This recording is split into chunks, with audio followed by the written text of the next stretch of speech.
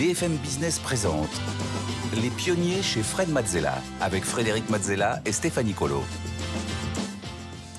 Au sommaire des pionniers cette semaine, le tête-à-tête avec un pionnier qui s'appelle le roi Jean. Alors c'est pas le roi Jean sans terre, c'est le roi Jean des mers. Il a remporté 3 fois la solitaire du Figaro, il a fait 5 fois le Vendée Globe et il s'apprête à faire son 6e Vendée Globe. C'est un navigateur et un skipper absolument incroyable et très très humble. Nous aurons l'immense plaisir de recevoir Jean Le Cam. En deuxième partie, c'est le pitch avec 2 entrepreneurs cette semaine. Alexandra Baria, la cofondatrice d'Eco Brand Bean, et Baptiste Gamblin, le cofondateur de Pimster. Enfin, en dernière partie, Fred vous répond. Fred répond aux questions que vous nous avez envoyées via la page des pionniers sur le site de BFM Business. Ce sera Fred vous répond. Mais tout de suite, place au tête-à-tête avec Jean Le Cam.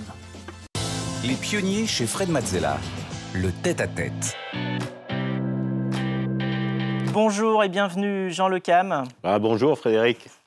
Tu es navigateur et skipper professionnel. Tu as participé à 16 solitaires du Figaro. Tu as fait 7 podiums. Tu en as gagné 3. Depuis 2004, tu as participé à tous les Vendée Globe, soit 5 Vendée Globe. C'est une prouesse. Et tu te prépares même à faire le 6e qui partira en 2024. Alors, tu connais le principe du tête-à-tête. On est là pour non seulement parler de ce que tu as fait et généralement des actions extrêmement pionnières, mais surtout analyser, aller regarder les émotions, les ressentis, ce qui se passe dans notre tête quand on fait des choses incroyables. Et donc, c'est le principe de l'émission. Alors, on va commencer par le tout début. Tu es né à Quimper, dans le Finistère, en 1959. Tu te souviens de la première fois que tu es monté sur un bateau ? La première fois que je suis monté sur un bateau, c'était sur un canoë. Je dois avoir 4 ans. Et... Donc, il n'y a pas de voile, là. Il n'y a pas de voile. Puis, j'avais pas le droit de mettre de voile, donc j'avais pris un parasol. Parce que parasol, c'est pas une voile. Ah, t'as pris un parasol pour faire pour quand même faire avancer. Du coup, je remontais à la pagaie face au vent. Ouais. Et puis après, discrètement, j'ouvrais le parasol. Tu t'en servais de spic. Et je rentrais avec le parasol. Ça faisait une voile.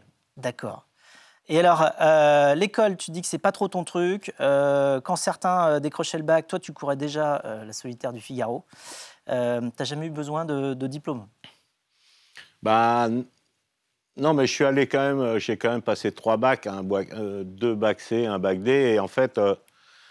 Ça tombait en même temps. Ce qui est bien dans les études, ça t'aide quand même à te former, à avoir avoir une forme d'esprit, etc. Après, moi, l'étiquette, honnêtement, j'ai toujours considéré qu'elle m'aurait handicapé pour le futur. Parce que forcément, que les épreuves tombaient en même temps que la solitaire du Figaro. En plus, le bac était en même temps que le Figaro, donc ça tombait très mal pour le bac. Donc forcément, j'ai privilégié le Figaro. Et puis honnêtement, si j'avais eu mon bac, peut-être que je ne serais pas là aujourd'hui. Ouais, ça, c'est fort possible. Et alors, donc c'est à 19 ans que tu commences ta première solitaire du Figaro. Comment tu finances tout ça ? Parce que quand même, ça coûte de l'argent de faire du... C'est-à-dire qu'à cette époque-là, j'ai toujours été dans la technicien. Donc forcément, tout le monde a besoin de techniciens. Et puis, j'avais des partenaires qui étaient des Galettes de Fouesnant, qui étaient des amis de mes parents à l'époque, qui étaient à Plémin, qui fabriquaient des galettes. Bon, c'était tout petit budget. Et puis, j'avais Mode Marine, qui était un distributeur de bateaux. Donc, du coup, je mettais en valeur aussi le produit du bateau qu'ils vendaient, et puis aussi les galettes. Donc, comme on était sur des petits budgets, ça collait bien. Et puis, on avait vraiment envie de naviguer, de participer. Alors, dans l'émission, on a Stéphanie qui vient nous apporter des éléments au fur et à mesure, des éléments notamment visuels sur tout ton parcours. Stéphanie ? Oui, on va faire un bond en 1981. Vous avez alors 22 ans, Jean Le Cam, et vous voulez faire votre service militaire à bord d'un bateau, mais pas n'importe lequel, celui d'Éric Tabarly, officier de marine. Il pouvait à l'époque embarquer des jeunes appelés. Et vous arrivez en fait tout simplement, pourrais-je dire, en 2 chevaux chez lui. Vous toquez à la porte et vous lui demandez tout simplement d'embarquer à ses côtés. C'est ce qu'il se passera. Vous faites votre service avec 12 autres équipiers sur le Penwick 6 lors de la grande course autour du monde en équipage. Et le skipper Serge Madec disait que vous faisiez partie des 2 ou 3 barreurs à qui Tabarly confiait la barre quand les conditions étaient vraiment pourries. Ouais, bah c'est vrai que c'était une époque où bah, il fallait faire son service militaire. Donc je m'étais dit, moi je naviguais déjà, j'avais déjà fait l'Aurore à l'époque, qui est devenu le Figaro après derrière. Donc j'avais beaucoup navigué avec mon père. Donc voilà, j'avais déjà un bagage. Et puis je me suis dit, bon, bah, par contre, j'avais 0 piston, donc il fallait que je me débrouille. Alors, et puis j'avais eu un copain d'Eric, qui était copain de mon père aussi avant, et qui m'a dit, bah, tu prends ta 2 chevaux, tu vas chez Eric, et puis tu lui demandes, et puis tu verras bien. Mais là, je tremblais comme une feuille morte, forcément, parce que forcément, t'imagines, quoi. Sinon, tu passes de faire un tour du monde en équipage à la caserne. Donc, t'es pas zen dans l'histoire. Ouais.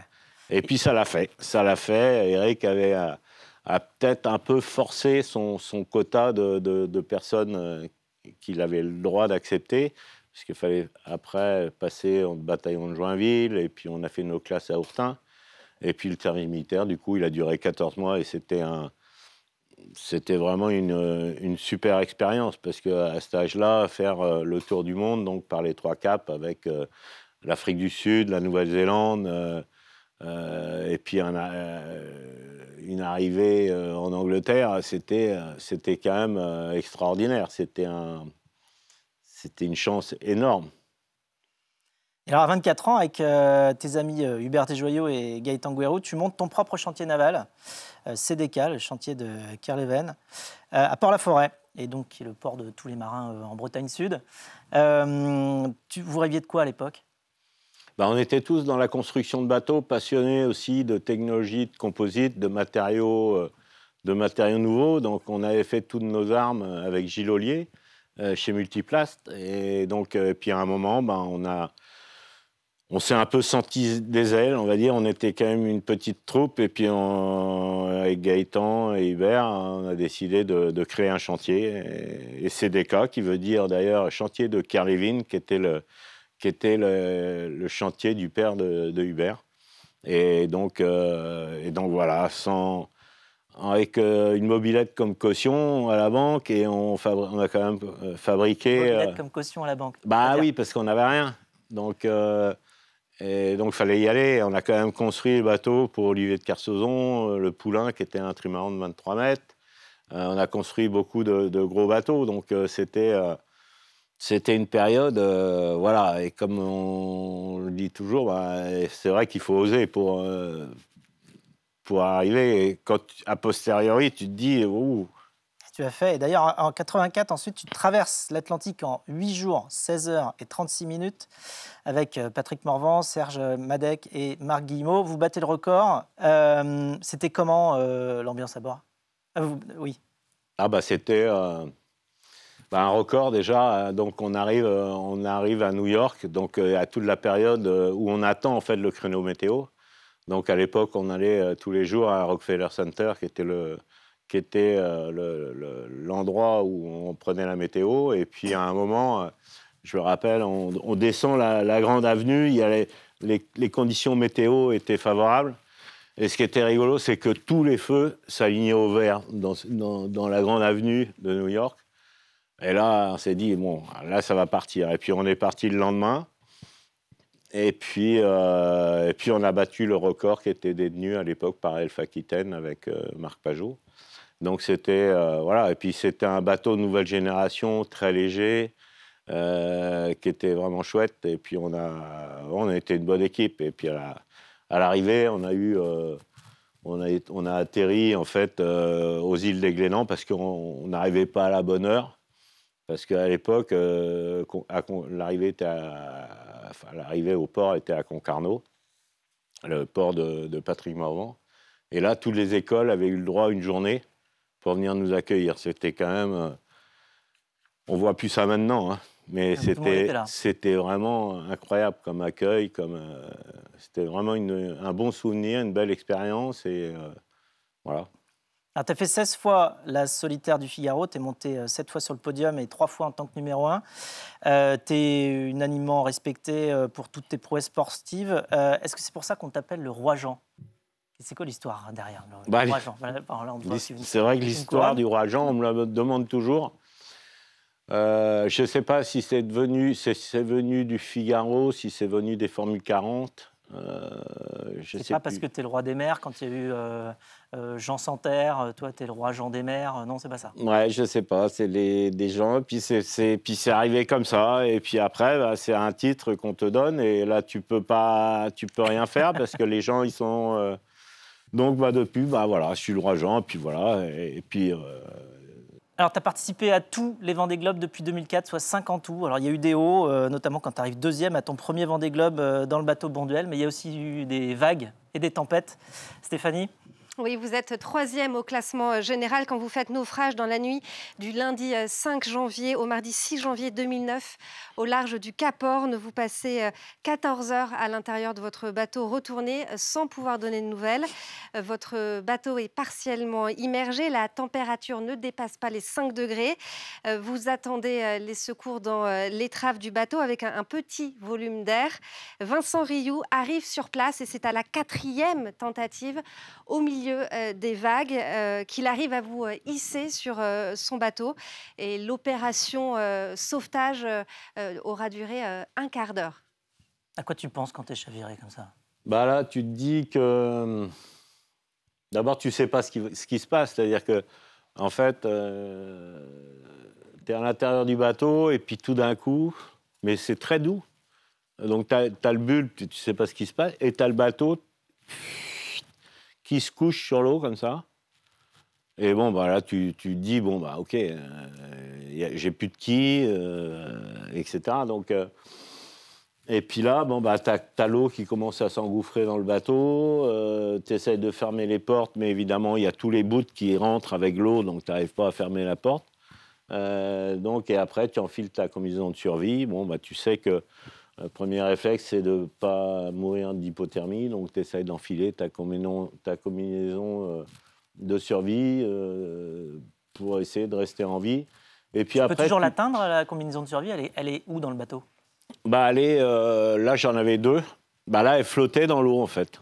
Parce qu'en fait, quand tu es à l'envers comme ça, tu as tout ton bazar à l'intérieur. Il va faire tout noir aussi, peut-être bien. Il fait noir, et puis tu as tout qui flotte dans l'eau. Et donc, j'ai réussi à attraper une frontale. Donc là, je voyais à peu près ce qui se passait. Et puis là, je suis monté vers... Parce que l'eau, là, on voit bien le bateau, dans quelle position il est. Donc là, je suis monté vers l'avant. Et puis, j'ai trouvé du côté de l'étrave un compartiment étanche pour y rester. Et là, ce que je me suis dit, c'est que le temps était un ami. Donc, il fallait que je me prépare à rester un maximum de temps dans cet endroit. Parce que je sais que les secours par chez nous, en Atlantique, c'est relativement rapide, mais là-bas, au sud du Chili, c'est beaucoup plus de temps.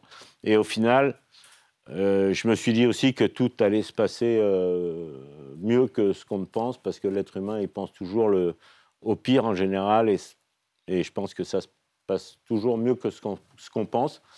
Et là, ça a été le cas. Donc voilà, après, bon, bah, c'est du passé. 4 ans après, j'y suis retourné. C'est vrai que quand je suis repassé à cet endroit-là, 4 ans après, je me suis dit, yes. Pas 2 fois. Et donc, c'est ton 5e Vendée Globe, celui de 2020, qui t'a le plus marqué. Déjà parce qu'au départ, tu te retrouves en 3e position à l'entrée du Pacifique avec un bateau de 2006, donc ce qui est quand même une prouesse incroyable. Toi-même, tu n'y croyais pas. Mais ensuite, tu t'es dérouté pour aller justement sauver Kevin Escoffier, qui cette fois était dans ta situation quelques années plus tôt. Ouais. Et qu'est-ce que tu ressens quand tu as la responsabilité d'aller sauver quelqu'un? Bah, dans un premier temps, on te donne un point de ralliement et tu ne sais pas ce qui se passe. Même l'organisation ne savait pas. Si j'allais trouver un bateau sans quilles, moi je pensais ça. Et en fait, je tombe sur un radeau de survie. Au milieu de nulle part sur le Pacifique avec Kevin dedans qui fait coucou. Et donc, c'est déjà... bon, du coup, tu appelles l'organisation, tu dis, bon, bah, le bateau, je ne sais pas ce qui est arrivé, mais... Et en fait, bon, après, avec Kevin, le bateau s'est cassé en deux, en fait. Et puis après, bon, bah, ça a été une longue histoire parce que je l'avais perdu. Et là, dans les émotions, tu passes vraiment du noir au blanc. Enfin, je veux dire, dans les deux cas, tu pleures, quoi, parce que à la fois, tu l'as perdu. Et là, c'est la détresse, c'est la misère, parce que je le retrouvais plus et j'avais plus de points GPS pour le retrouver. Et là, autant dire que sans les GPS, c'est mission impossible. Et au moment où tu le retrouves, et là, tu pleures encore parce que de joie. Donc, c'est vraiment des excès d'humeur, enfin, d'émotion dans les deux sens. Voilà. Tu es soulagé, mais en fait, ça ne dure pas, parce que tu as une autre épée de Damoclès au-dessus de la tête à ce moment-là, qui est... Bah là, je ramène Kevin à bord, et une semaine après, je le rejette à l'eau pour, on va dire, pour le rendre à la Marine nationale, et puis pour continuer ma course en solitaire. Et le lendemain, en fait, je me trouve avec un crack dans le bateau à l'avant, et là, j'ouvre les trappes de survie qu'on a, enfin les trappes d'isolation obligatoires. Et là, je m'aperçois que le crack, c'est la mousse. En fait, la mousse qui craque, parce que ces bateaux-là, ils sont construits en sandwich. Donc, il y a une peau de carbone et de la mousse au milieu. Et en fait, la mousse a cassé. Et donc, moi, comme je suis technicien, constructeur, j'ai tout de suite vu le problème, quoi. Et je dis, ça ne va pas s'améliorer, c'est sûr. Et puis là, voilà, donc là, il a fallu réparer, il a fallu s'arrêter. Après, je me suis dit, bon, bah, je continue. Après, il n'y avait pas trop de vent, donc ça allait. Et dans le Pacifique, après, ça recasse. Donc, et là, je répare avec des lattes. Et puis à la fin, de toute façon, j'avais plus de colle, j'avais plus de matière première pour réparer. Donc je continue. Et plus je passe le Cap Horn, très loin du Cap Horn pour éviter les hautes mers à côté du Cap Horn. Et puis en fait, plus je remontais vers la maison, ben, déjà quand tu passes la barrière du Cap Horn, tu as la mer qui s'aplatit. Et je me suis dit, bon, ben, tant qu'à finir dans un râteau de survie, autant qu'il fasse plus chaud. Donc je regardais tous les jours la température de l'eau qui remontait, forcément quand tu remontes nord. Et puis au final, c'est sûr, de fil en aiguille, je suis arrivé jusqu'au Sable d'Olonne. Et puis au final, après, les experts qui sont venus analyser la réparation m'ont dit c'est nickel. Mais bon, oui. On l'a su qu'après. Et alors tu franchis la ligne d'arrivée 8e, tu es remis 4e du fait du temps que tu avais perdu à aller sauver Kevin Escoffier, mais tu es quand même le premier dans le cœur de tout le monde, je pense, avec toutes ces actions héroïques. Ça compte pour toi d'être premier dans le cœur de tout le monde ou il y a juste le classement d'arrivée qui compte? Non. Là, honnêtement, le classement de l'arrivée, j'en avais... Rien à faire. Parce que quand on a vécu 55 jours avec le bateau endommagé comme ça, arriver, et ça, c'est sûr qu'arriver, c'était le seul objectif. Et après, forcément, évidemment, on est sensible. Parce que moi, je fais un Vendée Globe, c'est un Vendée Globe pour les autres. C'est un Vendée Globe qui... Si on fait ça, c'est pas pour... Voilà, c'est des courses qui sont difficiles, mais c'est des courses qui font rêver les gens. C'est des courses qui... on a des témoignages de partout où tu as l'impression de faire du bien aux gens. Et ça, c'est génial parce que c'est ce pourquoi aussi, moi, je fais le Vendée Globe. C'est pour tous les gens qui suivent, c'est pour toutes les rencontres qu'on peut avoir, toutes les histoires qu'on a racontées. Et ça, c'est génial. Alors justement, cap sur 2024, il faut réunir quoi, en fait, comme compétences pour se préparer? Comment ça se passe un petit peu dans les coulisses derrière quand on doit se préparer pour une course de 80 jours? Ça dure 4 ans, en fait, parce que nous, on voit que ce qui se passe à la télé et ça dure 80 jours. Mais avant, il se passe quoi? Comment tu organises tout ça? Avant, on a d'abord, il faut avoir un bateau. Oui, c'est mieux. Oui, mais bon, quand on le dit, c'est mieux. Parce que c'est beaucoup plus facile pour trouver des partenaires. Mais ça reste quand même quelque chose de pas facile. Donc, on a tous cette recherche de partenaires, on a toute la préparation technique, on a... c'est vraiment du boulot pour une équipe, 7-8 personnes à plein temps, les gens ils ne se rendent pas compte. Mais la préparation d'un Vendée Globe, c'est voilà, moi je suis très pointu dans la technique, donc forcément je vais aller chercher tout ce qu'il y a de meilleur en technique, etc. Et puis après, essayer de trouver des partenaires. Là, j'ai jamais été le meilleur du monde là-dedans. Mais là, pour une fois, cette année, on a trouvé un partenaire qui est le Finistère, la région du Finistère, et Armor Luxe. Donc, c'est 2 partenaires principaux qui vont nous accompagner sur le prochain Vendée Globe. Ouais, le nouveau bateau va s'appeler Tout commence en Finistère. Ouais, Tout commence en Finistère, Armor Luxe. Et ça, c'est assez génial. C'est la première fois depuis 2008 que j'ai un partenaire à plus de 6 mois du départ. Donc, c'est confortable. Tu as encore de la place pour des partenaires si on on n'a pas totalement bouclé le budget encore. Et donc, on a Virtuo qui va nous accompagner aussi. Donc, vraiment des gens chouettes. Puis, courir pour un département, je trouve que profondément, c'est quelque chose de fort parce qu'on va porter autour du monde l'image d'un département. On va essayer aussi de faire des opérations avec les enfants du Finistère. Et ça, c'est vraiment quelque chose qui me tient à cœur. Donc, et on a une équipe là autour du projet qui est vraiment des belles personnes et ça démarre bien.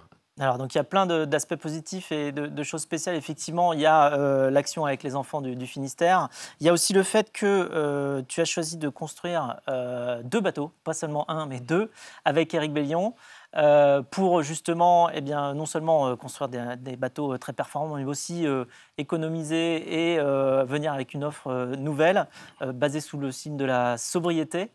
Et d'ailleurs, on a une question de Éric, qui est une question pour toi, Éric Bellion, donc, qu'on va écouter. Salut Jean, je vois que tu es en bonne compagnie. Dans cette belle émission qui s'appelle Les Pionniers, moi j'avais une question pour toi. On est en train de faire des bateaux qui n'ont rien à voir avec les autres. On est en train d'ouvrir une nouvelle voie tous les deux sur un bateau sobre et mutualisé. Et je voulais savoir si tu te sentais pas seul de temps en temps de faire des choses si différentes. Et comment tu faisais pour parer à cette solitude et à ces doutes. Voilà, allez, je t'embrasse. Salut. Non, je pense que ce projet-là, qui est un projet différent, c'est sûr, des autres, mais comme on dit toujours, moi j'ai eu des paroles à la conférence de presse du dernier Vendée Globe, et après, quand on dit les choses, il faut les faire. Parce oui, d'ailleurs, tu as des phrases comme ça. Hein, comme je dis toujours, à trop en dire fait rire, à bien faire fait taire. Oui, donc, tu as des phrases comme ça un peu choc. Il y en a une autre, c'est effectivement quand il faut, et quand c'est fait, c'est fait. Ah, c'est ça. Voilà, c'est un marketing qui est à toi, qui est brut et qui est tellement savoureux. Du coup, ça veut dire oser aussi. Et oser, avec Éric, ce projet-là, c'est un projet qui nous tient à cœur parce que c'est un projet qui est différent, c'est un projet qui est un projet d'ouverture. C'est un projet qui se veut aussi de collaboration, de partage. Donc, et puis de créer ce projet dans le Vendée Globe, on crée l'événement dans l'événement, quelque part. Parce qu'on est tout à fait en marge de tout ce qui existe. Et je pense que déjà, le caractère du Finistérien, il ose. Et il fait des choses que les autres ne font pas. Ça nous caractérise. Et puis, c'est vraiment chouette d'aller dans une voie que les autres n'explorent pas. Et ça, je trouve, moi, ça me passionne. Ça me passionne et travailler avec Éric et travailler avec toute l'équipe. Parce qu'on a aussi le bateau de Benjamin Ferré, on a le Hubert qu'on accompagne aussi. Et puis, donc, sur le prochain Vendée Globe, on va être 4 bateaux. Alors, ce que je me suis aperçu tout à l'heure, c'est que les bateaux, ils ont leur nom de baptême et leur nom de scène. Ouais. Et je trouvais ça rigolo parce que le bateau de Benjamin, c'est Théophile. Ouais. Hubert, c'est mon bateau. Oui. Mon prochain bateau va s'appeler Virgile. Ah bon? Et donc, son nom de baptême, c'est ça. Théophile, son nom de de Seine, c'est Monoair. Et le bateau de Hubert, pour la prochaine route du Rhum. Oui, il part avec Eric, là. Voilà, avec Eric Bellion, puisque Eric prend mon bateau pour la route du Rhum. Pour la route du Rhum, c'est ça. Exactement. Et donc, à chaque fois, il y a un nom de baptême et un nom de scène. Alors, on va terminer ce tête-à-tête par une question inattendue. Justement, aïe, aïe, aïe. À propos de Yes We Cam. Donc Eric est parti sur la route du Rhum avec Yes We Cam, enfin Hubert, Yes We Cam. Je te préviens, elle est inattendue la question. À l'aller, Eric il sera un peu pressé. Ça, c'est l'aventure, hein, ce qu'on ne sait pas. Mais est-ce qu'au retour, vous pourrez passer sur la côte est des États-Unis pour récupérer Obama sur Yes We Cam? Eric, il a prévu ça? Ah, je sais pas, faut lui demander. Bah peut-être. Qu'est-ce que t'en penses? Ce serait une bonne idée. Ce serait une bonne idée. Bah, tu oui. ressors les voiles Yes We Cam Voilà. et tu ramènes Obama. Bah oui. C'est sûr qu'Obama, il ne nous a pas financé beaucoup sur le dernier Vendée Globe. Par contre. Ah, il t'a donné un bon nom de scène quand même. Ouais, c'est vrai. C'est vrai. Bon, merci beaucoup. Jean, c'était un immense honneur. Beaucoup d'émotions évidemment. Je suis tellement heureux d'avoir pu passer ce moment-là avec toi, de faire profiter tout le monde de cette expérience incroyable. Et quant à nous, on se retrouve juste après pour le pitch. Les pionniers chez Fred Mazzella sur BFM Business.